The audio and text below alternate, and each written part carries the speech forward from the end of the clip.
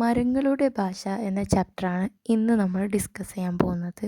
അപ്പോൾ ഇവിടെ ഒരു കുട്ടിയുണ്ട്. ആ കുട്ടീൻ്റെ വീടിന് ചുറ്റും കുറേ സസ്യങ്ങളുണ്ടായിരുന്നു എന്നാണ് പറയുന്നത്. അതായത് അവർ നട്ട് വളർത്തിയെടുത്തതും പിന്നെ അല്ലാതെ മുളച്ച് പൊന്തിയതൊക്കെ ആയിട്ടുള്ള കുറേ സസ്യങ്ങളുണ്ടായിരുന്നു.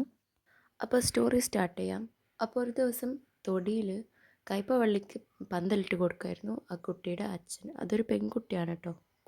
അപ്പോൾ ഇങ്ങനെ കയ്പ ഇങ്ങനെ പൊന്തിച്ച് അതിൻ്റെ ഇടയിൽ എന്തെങ്കിലും വൃത്തികേടൊക്കെ ഉണ്ടെങ്കിൽ അതൊക്കെ പോക്കി കേടുപാടൊക്കെ പോക്കി വൃത്തിയൊക്കെ ആക്കിയിട്ടാണ് ഇതൊക്കെ ചെയ്യുന്നത്. അപ്പം അച്ഛനിങ്ങനെ പിറുപിറുക്കുന്നുണ്ടായിരുന്നു. അപ്പോൾ ഈ കുട്ടിക്ക് തോന്നി ഇത് തന്നോടല്ല, ഇത് എന്താ പറയുക, കയ്പവള്ളികളോട് സംസാരിക്കുകയാണെന്ന്.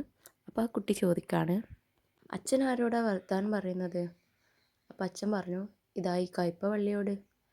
അച്ഛൻ പറയണത് കയ്പവള്ളിക്ക് മനസ്സിലാവുമോ? അപ്പോൾ അച്ഛൻ പറയാണ്, കയ്പവള്ളി പറയുന്നത് അച്ഛനും അച്ഛൻ പറയുന്നത് കയ്പവള്ളിക്ക് മനസ്സിലാവുമെന്ന്. അപ്പോൾ ബാക്കി സ്റ്റോറി നോക്കാം. 4 ദിവസം മുമ്പ് ഈ വള്ളി തല ഉയർത്തി കാറ്റിലാടി അങ്ങോട്ടും ഇങ്ങോട്ടും പോവുകയുണ്ടായിരുന്നു. അപ്പോൾ അവൾ എന്നോട് പറഞ്ഞു, അതായത് അച്ഛനോട് ആ കയ്പവള്ളി പറഞ്ഞു എന്നാണ് പറയുന്നത്, ഇത് എനിക്ക് മുകളിലോട്ട് കയറണം, പന്തലിട്ടൊന്ന് തരണം, അതുപോലെ തന്നെ പൂക്കളും കായ്ക്കണം എന്നൊക്കെ പറയുന്നുണ്ടായിരുന്നു എന്ന് അച്ഛന് പറയാണ്. ആര്? കയ്പവള്ളി അച്ഛനോട് പറഞ്ഞതായിട്ടാണ് പറയുന്നത്. അപ്പം അച്ഛൻ പറഞ്ഞു, അത്ര കമ്പ് വെച്ചിട്ട് ശരിയാവുന്നില്ല, അപ്പം നിനക്ക് ഞാൻ പന്തൽ ഇട്ട് തരാമെന്ന് അച്ഛൻ കയ്പവള്ളീനോട് പറഞ്ഞു. അപ്പോൾ ആ കുട്ടി പറയാണ്, പുഴു അടിക്കാൻ അച്ഛൻ, നമ്മുടെ മലയാളമൊന്നും കയ്പവള്ളിക്ക് അറിയണ്ടാവില്ല എന്ന് അവളിങ്ങനെ പറഞ്ഞു. അപ്പോൾ അച്ഛൻ ഒരു എക്സാമ്പിൾ കാണിച്ചു കൊടുക്കുകയാണ്. അപ്പോൾ അവിടെയുള്ളൊരു പ്ലാവിൻ്റെ കൊമ്പ് നോക്കാൻ പറഞ്ഞു മുകളിലോട്ട് നോക്കിയിട്ട്.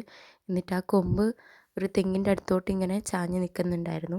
എന്നിട്ടത് പ്ലാവ് തെങ്ങിനോട് എന്തോ കുശലം പറയുകയാണെന്നാണ് പറഞ്ഞിട്ടുണ്ടായിരുന്നത്, അല്ലെങ്കിൽ എന്തോ സീക്രട്ട് പറയുകയാണെന്നാണ് പറഞ്ഞത്. അപ്പോൾ ആ കുട്ടി പറയുകയാണ്, എനിക്കറിയില്ല എന്ന് പറഞ്ഞു.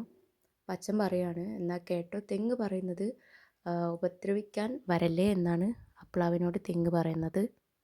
അപ്പോൾ ആ കുട്ടിക്ക് ചിരി വന്നു. എന്നിട്ട് പറഞ്ഞു, അച്ഛൻ വെറുതെ പറയുകയാണ് ഇങ്ങനെയൊക്കെ എന്ന് പറയാണ്. അപ്പം അച്ഛൻ പറയാണ്, എന്നാൽ നീ തന്നെ തെങ്ങിനോട് ചോദിച്ച് നോക്കുന്ന്. അപ്പോൾ ആ കുട്ടി പറഞ്ഞു, തെങ്ങിൻ്റെ താഴെയുള്ള ഒരു പപ്പായ മരമുണ്ട്, അതെന്താണ് മേലോട്ട് നോക്കി തെങ്ങിനോട് പറയുന്നതെന്ന് പറഞ്ഞു കൊടുക്കാൻ വേണ്ടി പറഞ്ഞു.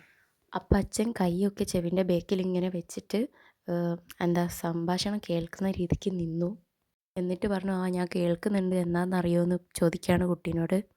അപ്പം പപ്പായ മരം അതിനോട് പറയുന്നത്, എനിക്ക് നിങ്ങളുടെ ചുവട്ടിൽ നിൽക്കാൻ, അതായത് തെങ്ങിൻ്റെ ചുവട്ടിൽ നിൽക്കാൻ ഭയങ്കര സുഖമാണ്, അധികം എന്താ പറയുക, വെയിലും മഴയൊന്നും കൊള്ളില്ല, പക്ഷേ വെയിൽ മുഴുവനായിട്ട് മറയ്ക്കരുത് ഓലൻ്റെ കൈ കൊണ്ട്, അപ്പോൾ കുറച്ചും എനിക്ക് വെയിൽ വിട്ട് തരണേന്നൊക്കെയാണ് ആ പപ്പായ മരം തെങ്ങിനോട് പറയുന്നതെന്നാണ് അച്ഛൻ പറയുന്നത്.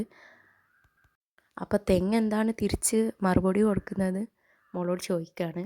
അതായത് അതിനുള്ള തെങ്ങിൻ്റെ മറുപടി എന്താണെന്ന് പറയാൻ പറ്റുമെന്ന് മോളോട് ചോദിക്കുന്നുണ്ട്. അപ്പോൾ അച്ഛൻ ചെയ്ത പോലെ ചെവിയുടെ പിറകിലേക്ക് കൈ വെച്ച് സംഭാഷണം കേൾക്കുന്നത് മാതിരി നിന്നിട്ട് അവൾ മെല്ലെ പറഞ്ഞു, അനിയത്തി പേടിക്കണ്ട, എൻ്റെ ആവശ്യം കഴിച്ച് ബാക്കിയുള്ള കാറ്റും വെളിച്ചവും ഒക്കെ താഴേക്ക് തരാമെന്നാണ് തെങ്ങ് പറയുന്നതെന്ന് കുട്ടി പറഞ്ഞു.